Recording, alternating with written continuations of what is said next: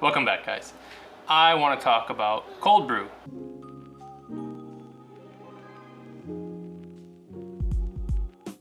Now, I know I just got done with a video talking about flash brewed iced coffee, but that was just one of a couple different ways you can make great iced coffee. Cold brew is another method for making coffee that completely transforms the flavor profile. It can take a while, but it can be worth it. Let's dig in. What I have next to me here is the OXO cold brew coffee maker.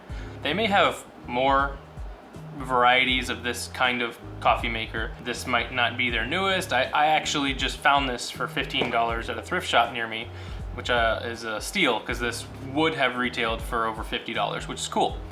I love being able to reuse stuff, not see it go to waste. And when I saw it sitting there with all the original stuff in it, a couple of carafes, I had to grab it.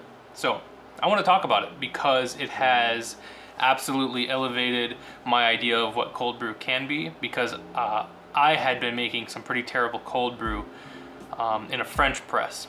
And there's a couple of reasons for that.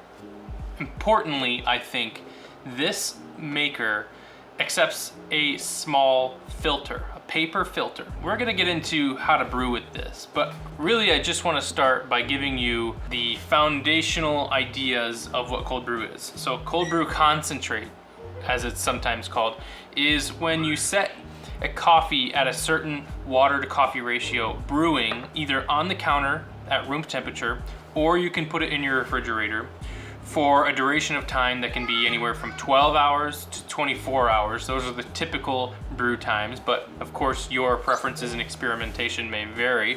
What that creates is a coffee very much unlike what it would have been had you brewed it hot.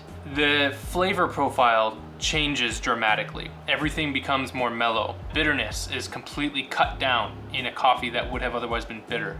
Acidity comes way down. This is a great method if you have a dark roast that maybe is just a little bit too acidic, too bitter for you.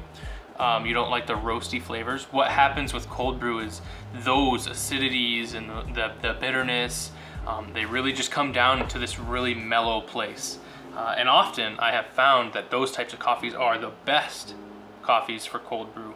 I'm gonna take you on a crash course how to use a device like this. I'm not sure if there are others out there that are very similar to this, but the idea is very much the same across the board, just how you use it and what the results are. So let's get into that.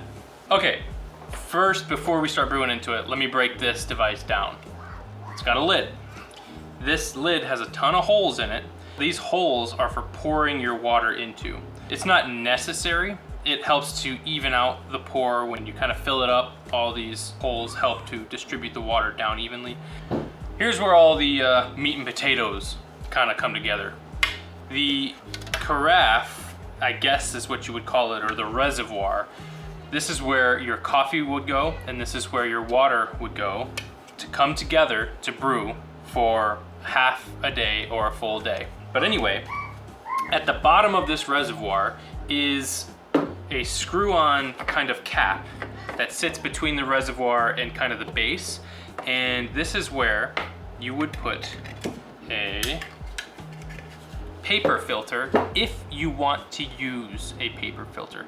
Kind of the magic of this is you've got a couple options. If you do not use a paper filter, you must use this mesh filter. This mesh filter is pretty cool because it allows you to have a brew that would perhaps emulate the texture of a French press. And what's going to happen is there's going to be a lot of oils and there's going to be a lot of sediment that could make its way through this mesh, because it is like a steel mesh. So this goes in here, and between here and this cap, you put a paper filter, and it sits right in there. And what that does is allows you the option of blocking out a lot of those oils and a lot of that fine sediment, and gives you a clean cup, like we like to say about AeroPress or V60 or a Kalito Wave. Anything using a paper filter, that filter serves to catch and capture a lot of those oils and fine sediments that would otherwise make it through to your brew like in a French press. So the fact that you have that option, I think is just wonderful. And I use that option. I prefer that clean cup. I don't like what's left at the bottom of a French press brew in the bottom of that cup. I don't prefer that. And if you've watched my French press brew guide, which you can find right here if you would like to, you'll know that I just don't prefer the traditional French press and what that resulting brew is. So using a paper filter in this makes what I have found to be an amazing cold brew drink, that it's just so enjoyable. It's so smooth and so refined that I just gotta share it with you guys. So let me get the paper filter and we're gonna get started brewing in this thing. Be right back. Okay, got everything assembled. I have pre-measured water and all the grounds I need, and we'll go over the ratios and amounts here in a second. But let's reassemble how we need everything to be before we mix in coffee and water. We've got that little filter, that mesh filter in there. On top of that, you place your paper filter. You screw this back on tight, and that's ready to go. And then this comes up here. So now you're ready to put your coffee and your water in there and begin our brew process. All right, so I've got this Brazilian coffee, it just ground, and on my fellow Ode grinder, I don't know what the setting numbers are for other grinders, but mine is a 10, which is almost as coarse as it goes. It goes up to 11. By coarsely grinding your coffee, you're kind of protecting the resulting brew from being over extracted. Anyway, let's get back to these weights and ratios. 100 grams goes in.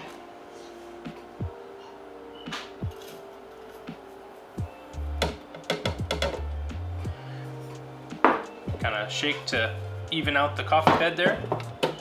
Here we have 400 grams of water. Simple math here to help you understand that this is a 4-to-1 water to coffee ratio. This makes a coffee concentrate. When this is done brewing, you would not want to drink this straight.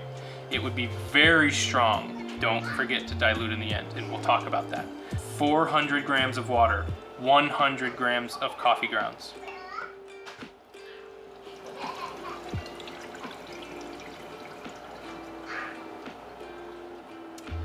And there we have it. Now, you wait 12 to 24 hours.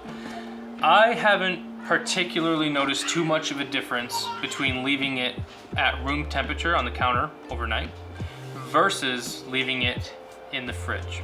The most important part here is you experimenting with the type of coffee you use and your preferences. I can't give you the ultimate key to making the perfect cold brew, just like I can't give you the ultimate brew guide for any other method. Preferences and subjectivity are at play here. So this is where you take this off the base. For me, I like to make iced coffee when this is finished. So I like to put it in the refrigerator so that it's not melting my ice as quickly as it would if the coffee were room temperature by tomorrow.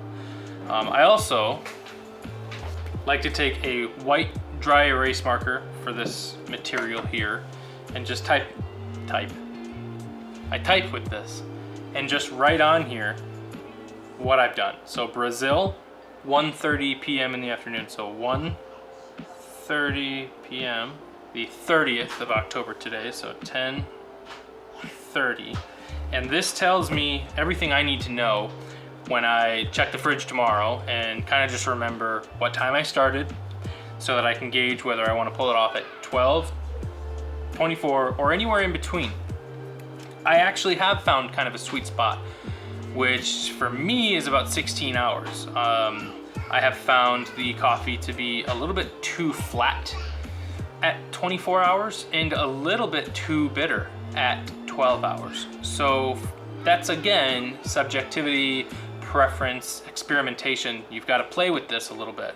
Sometimes it's just about finding what you like and less about following these guides to a T. So now we put this in the fridge.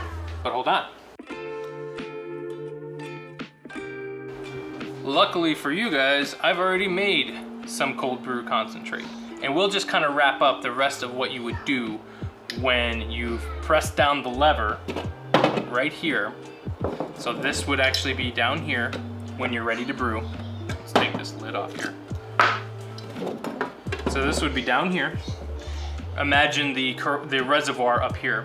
This little lever right here, you press down, and what that does is it kind of pins that cap back up from the center and allows your brew to flow through that filter, and everything would drip down. It would take about 15, 20, 25 minutes to fully drip down. And this is what you're left with. This is your cold brew concentrate. This is a 4-to-1 ratio, and it's gonna be very, very strong. So remember what I said, you gotta dilute it. Let me get that ready. So with your scale ready, it's going to be important you remember this ratio too. 3-to-1. 3 parts water to 1 part of your cold brew concentrate. That's going to be your final coffee drink. Get your glass on the scale, and I've got 300 grams of water pre-measured in here. So that means I want 100 grams of coffee in here. Okay, 300 grams of water now. So that'll give us a total of 400 grams in a drink. Now you gotta remember, if you want it iced, make sure you leave enough room in your glass for ice. But for this demonstration, we're just going to taste it as is. Let me get a straw to stir this up a little bit. And this is it. This is your cold brew coffee.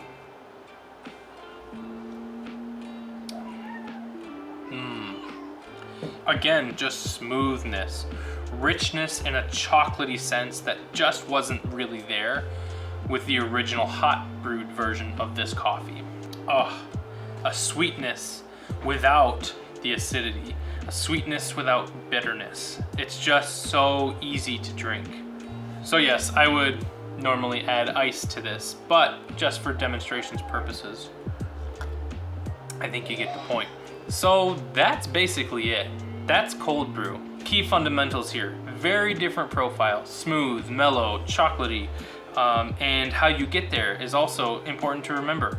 The key numbers here, 4-to-1 water to coffee grounds, and then when you pull it off, 3-to-1 water to coffee concentrate. That's your dilute, that's your drink. If you're new here, please hit that subscribe button. I'd love for you to come back because I love doing videos that help either my customers, because I do roast coffee and sell it at farmers markets locally, or anybody else who's just come along for the ride. If you all are making better coffee, we're all having better experiences with coffee, and there's nothing better than the best coffee that you've ever made, right? So drop a like, hit that sub button down there somewhere.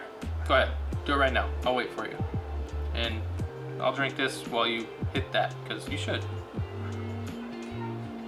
Did you hit it yet? All right, you better have hit it by now. Let's see you in the next one.